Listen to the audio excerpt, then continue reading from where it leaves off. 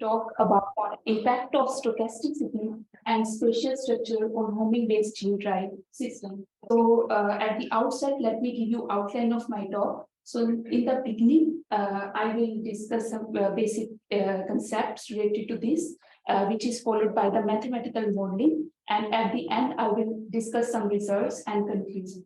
So the main motivation behind this study is stochasticity. So how stochasticity is related to population dynamics, I will show you with this example. So here are the two time series examples taken from the same mathematical model, but with the only difference is that the first one has no stochasticity and the second one has stochasticity introduced in it. And you can clearly see when there is no stochasticity in the first case, initially there are cycles, and after some time cycles are settled down into the equilibrium point. But in the second case, when there is a stochasticity, cycles are sustained with the time. So this means the stochasticity can change the qualitative behavior of the system, and it is very important aspect for the mathematical modeling. And in my opinion, one should consider the effect of stochasticity in all natural systems. The second thing I will I want to briefly explain the bistable system. The bistable system are the system which has two stable states. So here in the homing-based gene drive, we have two stable states. The one is the gene-drive mosquitoes, and another one is the wild-type mosquitoes. So the gene-drive mosquitoes are the mosquitoes which are genetically modified in such a way that the gene can be inserted in their gut, and which can stop the growth of malaria parasite and dengue parasite or any mosquitoes-borne diseases parasites. And the wild-type mosquitoes are the mosquitoes which are natural and unmodified. And the basic idea behind this homing-based gene drive is that the first gene-drive mosquitoes mates with the wild-type mosquitoes, and after that, some few generations, all the offsprings inherit the gene drive from their parents. So this way we can prevent the mosquito-borne diseases. But the thing is that this is very helpful, but on the other side, it has many ethical issues because it will release this gene-drive mosquitoes in the environment. So it will impact the food chain. So there is a need to understand in what threshold we can release these gene-drive mosquitoes in the environment. So there are very few studies were in this direction in the last 5 years. So Tanaka, or the first one who studied the spatial gene drive in the pushed genetic base in 2017, and he gave the reaction-diffusion model to understand the complete dynamics of this spatial separate. So here is a model equation 2. For the parameters are here, X represent the selective disadvantage of the gene drive, D is a diffusion parameter, and O is a generational time, and F is the gene drive frequency. So basically, they studied these three things. They explored the full range of the main parameter, which is the selective disadvantage parameters, to identify three regions. Then they studied how population with these bistable states, such as gene-drive mosquitoes and the wild-type mosquitoes, behave in deterministic system. And the third, they gave the idea of the barriers. With the help of barrier, we can control the accidental release of the gene drive. But the main drawback, the main limitation of their work is that they exclude the stochasticity, and they include only the deterministic factor. And to overcome this effect, we modified their model and included a stochasticity. And we choose multiplicative stochasticity, and the nature of our stochastic noise is the Gaussian white noise. And now you can see this equation is a stochastic partial differential equation, which is very difficult to solve. And we can't get the exact solution of this stochastic differential equation, but there are some methods in the literature, such as Fokker-Planck equation. With the help of them, we can find the approximate solution of such kind of equation. And this gives techniques like the probability density function, or the potential function, or the stationary probability density distribution. So the Fokker-Planck equation, we use to solve this equation, Fokker-Planck equation. So Fokker-Planck equation is a partial differential equation that describes the time evolution of the probability density function. So here we drive the probability density function for this scenario, and this last represent the time evolution of the probability, and then we found the stationary solution of the this probability, and from here we calculate the potential function.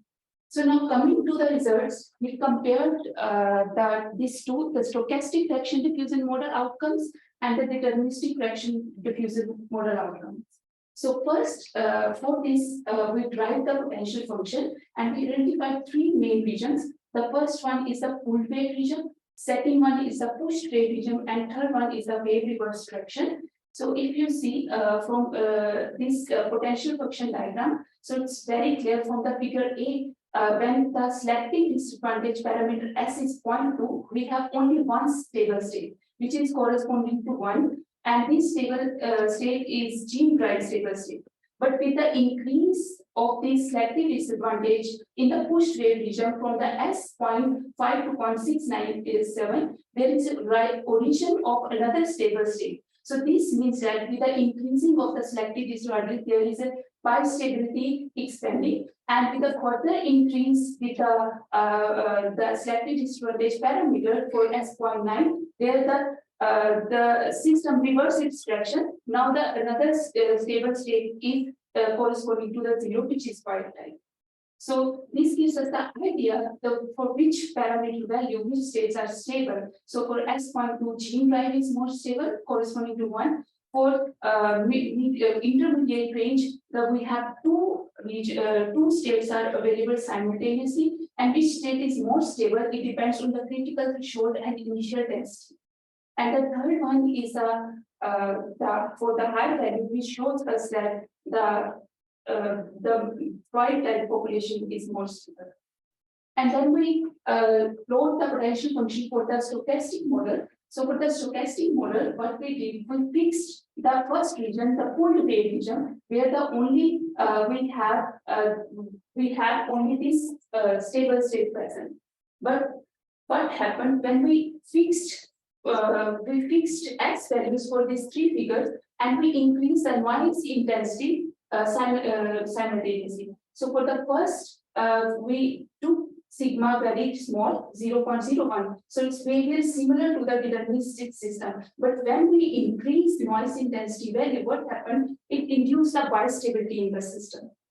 So this means that where in the deterministic setting, we have the only pulled wave region from S0 to 0.5, but in case of the stochastic environment, we have for the fixed S, we have the pushed wave region. So it induced noise transition in these dynamics. Next, we plotted the bifurcation curves. So the bifurcation, the first one presented a bifurcation curve for the deterministic model, and the second one for the stochastic model. And you can see that the bifurcation curve for the deterministic model represents the critical threshold at 1.5, which is consistent with our the previous result. But here, in case of a stochastic model, what happened? The critical threshold with the increase of this 3 noise intensity, the critical threshold started to shifting on the left hand side. So which means that where the noise triggered the transition in the system, and it increased give the sudden rapid transition from one stable state to another stable state. And then we did numerical simulation of the reaction-diffusion equation. So for this, we used the method of lines, and then we transformed this coupled OD PD to the coupled ODs, and then we use the OD solver for this. And for this, the first one represent the gene drive traveling waves. So if you see, we set the parameter in the bistable region 0.58, and we change the initial density. So for the initial density, with the narrow initial distribution in the A figure, we can see the traveling waves are settled down, dies out. But in case of B, with the fixed as the traveling waves are traveling in the expanding in the future direction.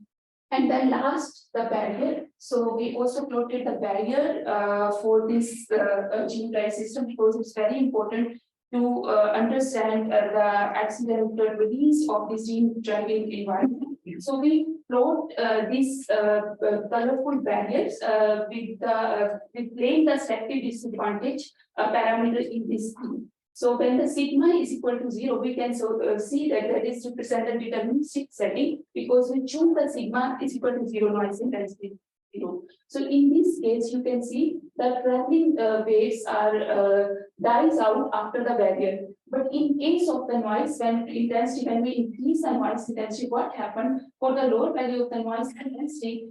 Some waves cross the barrier, and after the point 1, what happened with the high value of the noise intensity? The waves are established on the other side. So this means that whether in the deterministic settings, the barriers are successful, but in case of the stochastic setting, it fails. It established on the other side. So these indicate that the things which are successful in the deterministic setting will not work in the stochastic setting, and we need to include some other parameter to induce the barrier to stop these waves. So with this, I want to conclude my talk. So my main conclusion are the incorporating stochasticity into the model expand the range of the fitness cost, and it also induce the bistability in the system and increase the likelihood of the transition between the multiple stable state. And then the last conclusion by the barrier representing selective disorder to the gene drive organism, where they stop in case of deterministic system, but in stochastic, the barrier was unable to stop the driving waves. So lastly, I would like to thank my co-author, Professor John Marshall from UC Berkeley, and thank you, audience. You have some time for questions? Yes. Deterministic model of bifurcation is clear. The stochastic model becomes probabilistic. So what do you mean by bifurcation? So it shows that the noise intensity means what are the probability, how it shift with the noise. So it just shows that the bifurcation shifting with the noise intensity. Right. Well, how do you find like a certain probability has bifurcated? What is that probability defined for bifurcation? So we compute the probability density function. So it gives the idea of the what probability it has to shift from one stable state to another stable state. So we compute the mean first passage times and everything. And which probability do you decide is bifurcated? So you have a curve, right? So what probability you decide, yeah, that's a bifurcated? So it's difficult to decide one because it's a probabilistic, but we get the idea that it's shifting our region or expanding the bistability into the more wider region. So it's not, I can't give the exact value of that because it's probabilistic. And are there any questions from the room or from people online? So on your slide with the bifurcation, actually, so so you get your sigmas. When sigma goes to 0, you converge toward the deterministic case, right? Yes, sigma. So sigma represents the noise intensity. So if it is 0, that means you are in the deterministic setting, and if you're increasing. If we don't have any more questions, so thanks again for the three speakers.